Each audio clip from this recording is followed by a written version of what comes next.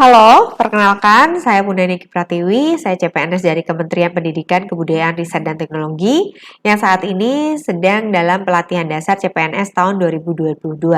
Dan hari ini saya akan memaparkan hasil belajar saya di agenda 1 tentang sikap perilaku bela negara.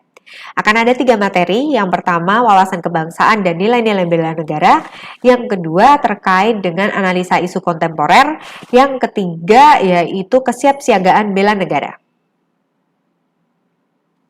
Oke, kita mulai dari wawasan kebangsaan.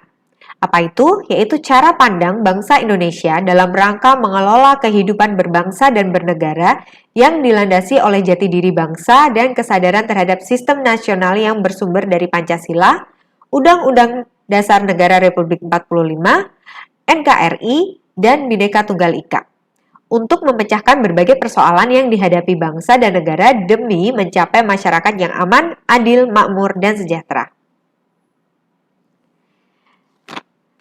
Nah, kemudian kita juga belajar tentang sejarah pergerakan bangsa Indonesia sampai akhirnya kita merdeka. Lalu ada 4 konsensus dasar berbangsa dan bernegara. Yang pertama Pancasila, yang kedua Undang-Undang Dasar 1945, yang ketiga Bhinneka Tunggal Ika, yang keempat Negara Kesatuan Republik Indonesia. Kita juga belajar tentang apa yang menjadi identitas negara ini, apa yang kemudian menjadi sarana pemersatu dari bangsa Indonesia ini, yaitu ada bendera, yaitu merah putih, kemudian bahasa nasional kita bahasa Indonesia, kemudian ada lambang negara kita, kemudian ada lagu kebangsaan. Nah, dalam nilai-nilai dasar bela negara itu berlandaskan Undang-Undang Nomor 23 Tahun 2019. Ada 5 nilai dasar bela negara. Yang pertama, cinta tanah air. Yang kedua, sadar berbangsa dan bernegara. Yang ketiga, setia pada Pancasila sebagai ideologi negara. Yang keempat, rela berkorban untuk bangsa dan negara. Yang kelima, kemampuan awal bela negara.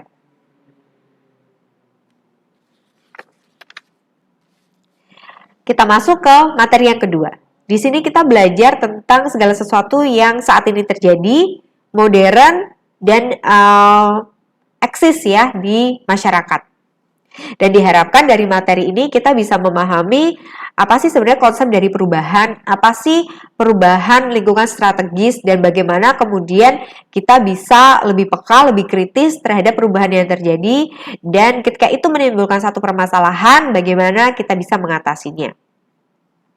Oke, karena perubahan adalah sesuatu yang pasti, perubahan itu dari pandangan Yuri Bruenberger, kita berawal dari diri kita sendiri. Kemudian lingkungan terkecil kita yaitu keluarga, dan kemudian semakin meluas community, society, kemudian global. Nah, karena perubahan itu terjadi tidak hanya dari diri kita sendiri, tapi juga secara luas, yaitu secara global, kita perlu mempersiapkan diri baik secara intelektual, fisik, maupun mental. Contoh-contohnya apa aja sih kasus kontemporer yang terjadi saat ini? Seperti kasus korupsi. Lalu kasus narkoba atau penyalahgunaan narkoba. Ketiga, ada radikalisme dan terorisme. Dan yang keempat yang tidak hanya dihadapi oleh Indonesia tapi juga dunia, yaitu pandemi COVID-19 yang sampai hari ini kita masih perlu waspada. Nah, ada begitu banyak isu kontemporer dan bagaimana kita memilih isu mana yang bisa kita selesaikan dan isu mana yang mungkin belum bisa kita selesaikan. Kita bisa pakai teknik tapisan isu, di mana kita bisa mencari isu-isu mana sih sebenarnya yang kemudian kita bisa prioritaskan. Ada 2 teknik yang kita pakai, yaitu AKPL dan juga USG. AKPL, A itu terdiri dari aktual, di mana kita mau cari tahu nih, benar apa enggak sih sebenarnya isu itu terjadi, dan benar apa enggak isu itu hangat di masyarakat. Kemudian K itu kehalayakan, di mana kita melihat apakah isu ini menyangkut hajat hidup orang banyak. Yang ketiga yaitu P atau problematik, seberapa berat sih atau sekomprehensif apa sih masalahnya gitu ya. Sekompleks apa sih masalahnya begitu. Kemudian L, kelayakan. Sebenarnya masalah ini tuh cukup realistis nggak untuk diselesaikan. Nah, dari A, K, P, dan L ini kemudian kita akan kasih rank nilai 1 sampai 5. Semakin berat kasusnya, nilainya akan semakin besar. Dan yang paling tinggi itu adalah masalah yang bisa kita prioritaskan untuk bisa kita selesaikan. Teknik yang kedua yaitu USG. U itu terdiri dari U itu artinya adalah urgensi, di mana kita mau melihat keterdesakan dari kasus ini. Apakah cukup mendesak untuk kita selesaikan atau tidak. Kemudian S adalah seriousness, di mana kita mau lihat seserius apa masalahnya dan dampaknya. Kemudian G yaitu growth, jadi berpotensi apa sih masalah ini untuk berkembang lebih besar. Nah, dari dua ini kemudian kita bisa tentukan masalah mana yang akan menjadi prioritas untuk kita selesaikan. Teknik yang selanjutnya ketika kita sudah memilih isu mana yang akan kita selesaikan yaitu teknik analisa isu. Di mana teknik ini akan membuat kita tahu faktor-faktor apa yang membuat isu ini bisa terjadi, masalah ini bisa terjadi, dan kita bisa mengatasinya melalui faktor tersebut.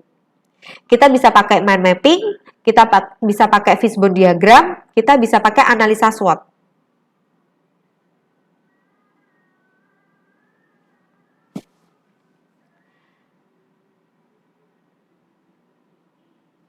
Oke, materi yang ketiga adalah kesiapsiagaan bela negara. Apa itu? Suatu keadaan siap siaga yang dimiliki oleh seseorang, baik secara fisik dan mental maupun sosial dalam menghadapi situasi kerja yang beragam yang dilakukan berdasarkan kebulatan sikap dan tekad secara ikhlas dan sadar disertai kerelaan berkorban sepenuh jiwa raga yang dilandasi oleh kecintaan terhadap Negara Kesatuan Republik Indonesia berdasarkan Pancasila dan Undang-Undang Dasar tahun 1945. Untuk menjaga, merawat, dan menjamin kelangsungan hidup berbangsa dan bernegara. Nah, dari sini kita belajar bagaimana kita perlu mempersiapkan diri. Mempersiapkan diri baik fisik maupun mental untuk kita siap tetap bisa mampu berperan secara aktif dan menjalankan tugas kita secara profesional. Manfaat dari materi ini sendiri ada 10, yaitu yang pertama membentuk sikap disiplin waktu, aktivitas dan pengaturan kegiatan lain, membentuk jiwa kebersamaan dan solidaritas antar sesama rekan seperjuangan, membentuk mental dan fisik yang tangguh, menanamkan rasa kecintaan pada bangsa dan patriotisme sesuai dengan kemampuan diri, melatih jiwa leadership dalam memimpin diri sendiri maupun kelompok dan dalam materi team building, kemudian membentuk iman dan takwa pada agama yang dianut oleh individu, berbakti pada orang tua, bangsa, dan agama, melatih kecepatan, ketangkasan, ketepatan individu dalam melaksanakan kegiatan, menghilangkan sikap negatif seperti malas, apatis, boros, egois, dan lain sebagainya, membentuk perilaku jujur, tegas, adil, tepat, dan kepedulian antar sesama. Demikian materi yang kemudian bisa saya paparkan terkait dengan agenda 1, sikap dan perilaku bela negara. Semoga materi ini bisa bermanfaat untuk kita semua. Terima kasih.